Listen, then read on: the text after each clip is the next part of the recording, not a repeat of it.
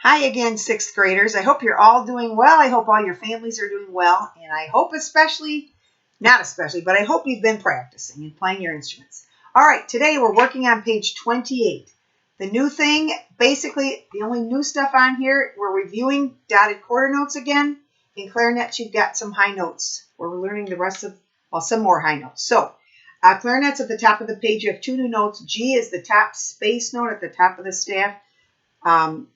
Regular C is fingered like this. When you roll up, remember you roll up to your octave key. That will make a C, or a high G, sorry. So here's low C.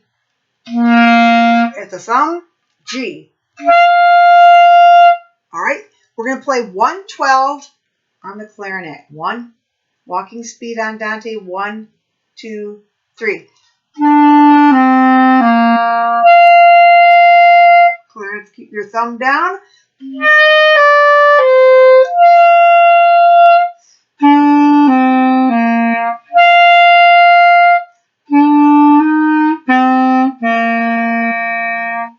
And once you learn a lot of high notes over the, quote, break clarinets, you'll find the fingerings are similar to what you learned on recorder. They're the same as a lot of flute and sax fingerings also.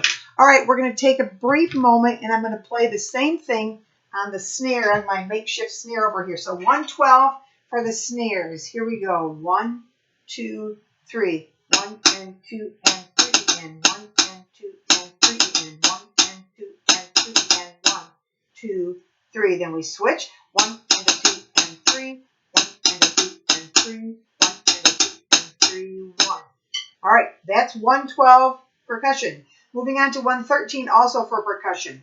We're going to get to the new stuff at the top of the page in a bit. But 113, we're reviewing the 9-stroke roll. So here we go. 1, 2, 3, 1 and a 2, 3, 1 and a 2, 3, 1 and a 2, 3, 2, 3, 1 and a 2, 3, 1 and a 2, 3, 1. Oops, 1, 2, 3, 1. So remember the 9-stroke roll, it's 4, 2, 3, 4, tap. But then each 16th is a double bounce. So that equals 9 strokes. That's how we get the 9-stroke roll. All righty. Moving on. We're doing number 113. I'm going to switch back to the flutes. 113, the thing about this is the counting is different. In years past, I've kind of skipped this one because we always have counting issues. I'm going to count it one time. Look at the first full measure. You have a half note and 2 eighth notes. And then in measure, the third full measure, it's 1, 2, and 3. So we're switching from 1/2 note, 2 eighths, and then we're going to dotted quarter, eighth quarter. And it's just close enough sounding that it gets confusing. Anyway, this is what the counting sounds like. Line 113. 1, 2, 3, 1, 2, 3, and 1, 2, 3. Then a dotted half, or dotted quarter. 1, 2, and 3. 1, 2, 3. 1, 2, 3, and 1, 2, 3. 1, 2, and 3. 1, 2. If this ends up super confusing, please don't worry about it. We'll work on it next year. Here we go, 113 on the flute. 1, 2.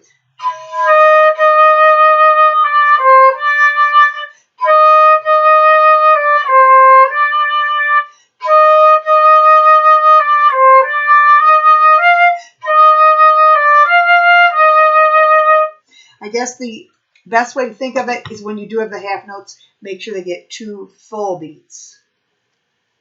All right, we're moving on to line 114. Once again, clarinets, we're doing your last new note for the page. So low F and high C, again, same fingering. Okay, and remember your fingerings are always at the top of the page in green. Here's 114. Look before you leap.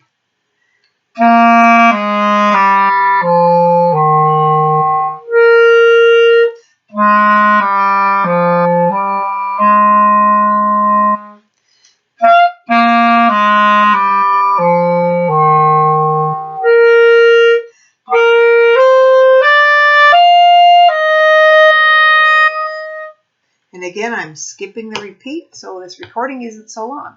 Let me hit pause for a second and have Mr. Ward come in. Okay, we're back with Mr. Ward again today. You'll notice, I don't know if you noticed, I had the strap on. I'm playing an old saxophone Mr. Ward found hidden away in our either attic or basement. And I think some of the keys are dried out, so I'm struggling a bit, so bear with me. Anyway, we're playing 115 in the Bleak Midwinter. You'll notice, so now we're going to review again, I did mention them before, the dotted quarter and the 8. So 1 and 2 and 3, 4, 1, 2, 3, 4, 1 and 2 and 3, 4, 1. This is duet, was written by Gustav Holst. And he was a professional trombonist. That must be why Mr. Ward likes him so much. I like him too. Anyway, In the Bleak Midwinter was originally written for a congregation, so it was probably a church hymn. Anyway, here we go. 115 In the Bleak Midwinter. 2, 3, 4.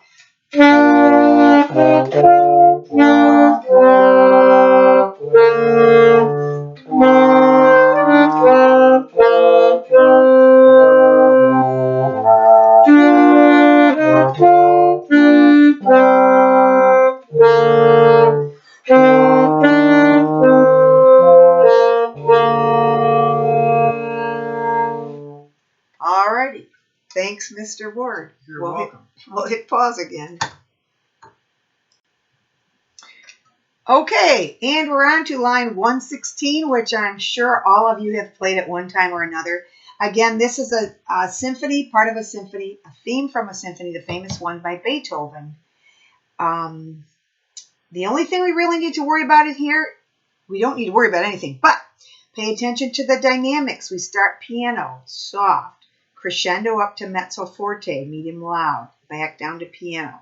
So watch those dynamics. I think that was all I wanted to remind you about this. Oh, sax says I wanted to play you something else. After I hit pause again, I might play a different line on saxophone. Anyway, here's 116, theme from Symphony No. 9. Ready?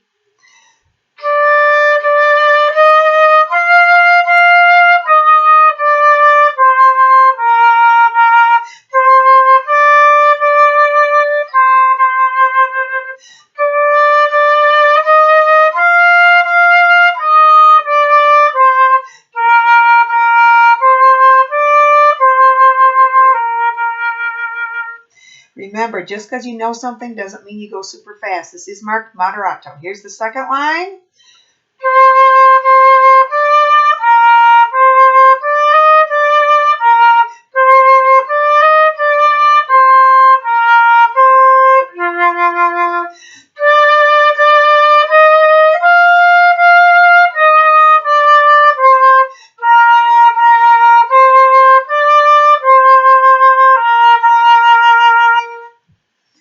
All right, that's mostly it for page 28, 6th graders. I'm going to, let's quickly before we stop, look at 117 for everybody minus percussion. You have fill in the fingerings. So name the notes, fill in the fingerings. I challenge you all to do this line 117 and then go back to your fingering chart at the beginning. Hopefully it's at the beginning. Maybe they're at the end in your books. And double check to see if you're right. Remember, when you're checking the fingering charts, that you're on the right note. It's not flat, sharp, natural. Double check. Like flutes line, the very first one in 117, there's 3 flats, B, E, and A. And then this note is an A, so it's got to be an A flat and not an A natural. So watch the key signatures, and then when you're looking up your fingerings to check, watch those in the back. All right. Unless you play saxophone or percussion, we're all set. Saxes, flip back with me to page 26. I wanted to briefly play line 106, which is the alto sax private lesson. I'm going to grab the sax again. I do not have the neck strap on, but it'll work. So remember the new high notes you had a while back. So G, 1, 2, and 3, then A, B, and C. I would play line 106 for you quickly, percussion.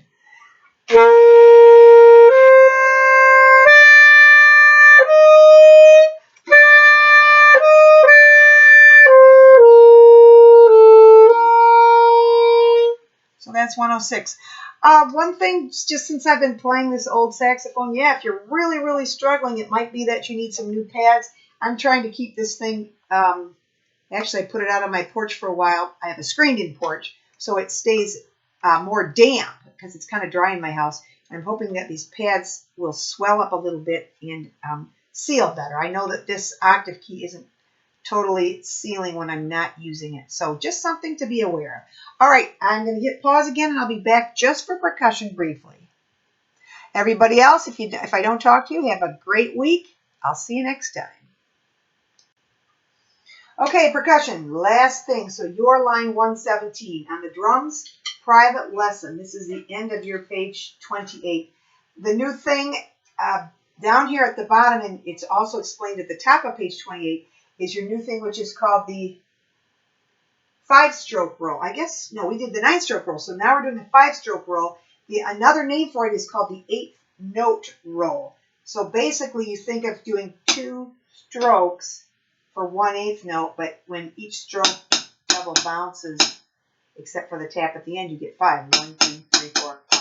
Okay? So look at 117 part A. Hopefully I'll get this sticking right, guys.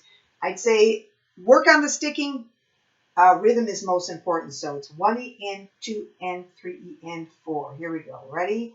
1EN, 2N. Yeah, the sticking's kind of weird. I don't think I totally got that. I'm going to try that one more time. Part A. To the left, yeah. They're starting everything with the right. I'll try it one more time. There we go. So that ends up, like I said, bouncing 5 times. Then line, or section B here, we switch it to 1 and a 2 and. This is how this one goes.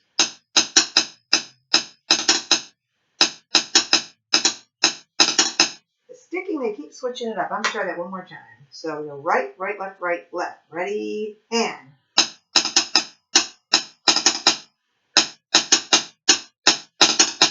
And you'll notice when we did the roll, it was on the and of the 8th note, which corresponds to these on the bottom of this green up here, so that there's an 8th rest, and then the roll starts. And this looks more confusing than it really is.